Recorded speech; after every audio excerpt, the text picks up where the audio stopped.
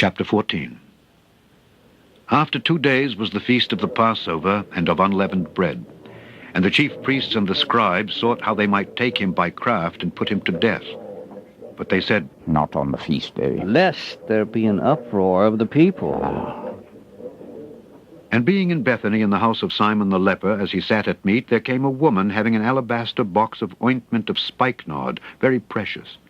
And she brake the box and poured it on his head. And there were some that had indignation within themselves, and said, Why was this waste of the ointment made? For it might have been sold for more than 300 pence, and have been given to the poor. And they murmured against her. And Jesus said, Let her alone. Why trouble ye her? She hath wrought a good work on me. For ye have the poor with you always, and whensoever ye will, ye may do them good. But me ye have not always. She hath done what she could. She is come aforehand to anoint my body to the burying. Verily, I say unto you, wheresoever this gospel shall be preached throughout the whole world, this also that she hath done shall be spoken of for a memorial of her. And Judas Iscariot, one of the 12, went unto the chief priests to betray him unto them. And when they heard it, they were glad, and promised to give him money. And he sought how he might conveniently betray him. And the first day of unleavened bread, when they killed the Passover, his disciples said unto him, Where wilt thou that we go and prepare, that thou mayest eat the Passover? And he sendeth forth 2 of his disciples, and saith unto them, Go ye into the city, and there shall meet you a man, bearing a pitcher of water. Follow him.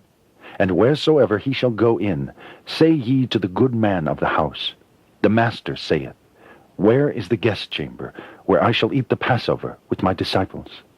And he will show you a large upper room, furnished and prepared. There make ready for us. And his disciples went forth, and came into the city, and found as he had said unto them, and they made ready the Passover. And in the evening he cometh with the 12. And as they sat and did eat, Jesus said, Verily, I say unto you, one of you which eateth with me shall betray me. And they began to be sorrowful, and to say unto him one by one, Is it I? And another said, Is it I? And he answered and said unto them, It is one of the 12 that dippeth with me in the dish. The Son of Man indeed goeth, as it is written of him. But woe to that man by whom the Son of Man is betrayed. Good were it for that man if he had never been born. And as they did eat, Jesus took bread, and blessed, and brake it, and gave to them, and said, Take, eat. This is my body. And he took the cup, and when he had given thanks, he gave it to them, and they all drank of it. And he said unto them, This is my blood of the New Testament, which is shed for many. Verily, I say unto you, I will drink no more of the fruit of the vine, until that day that I drink it new in the kingdom of God. And when they had sung an hymn, they went out into the Mount of Olives. And Jesus saith unto them, All ye shall be offended because of me this night. For it is written, I will smite the shepherd, and the sheep shall be scattered. But after that I am risen. I will go before you into Galilee. But Peter said unto him, Although all shall be offended, yet will not I. And Jesus saith unto him, Verily, I say unto thee, that this day, even in this night, before the cock crow twice, thou shalt deny me thrice. But he spake the more vehemently, If I should die with thee, I will not deny thee in any wise. Likewise also said they all. And they came to a place which was named Gethsemane. And he saith to his disciples, Sit ye here, while I shall pray. And he taketh with him Peter and James and John, and began to be sore amazed, and to be very heavy, and saith unto them, My soul is exceeding sorrowful unto death. Tarry ye here, and watch. And he went forward a little, and fell on the ground, and prayed that if it were possible the hour might pass from him. And he said, Abba, Father, all things are possible unto thee. Take away this cup from me. Nevertheless, not what I will, but what thou wilt. And he cometh and findeth them sleeping, and saith unto Peter, Simon, sleepest thou? Couldest not thou watch 1 hour?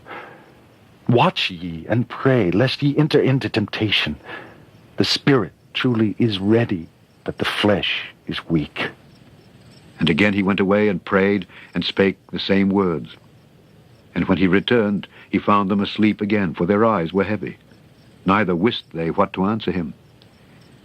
And he cometh the third time, and saith unto them, Sleep on now, and take your rest. It is enough. The hour is come.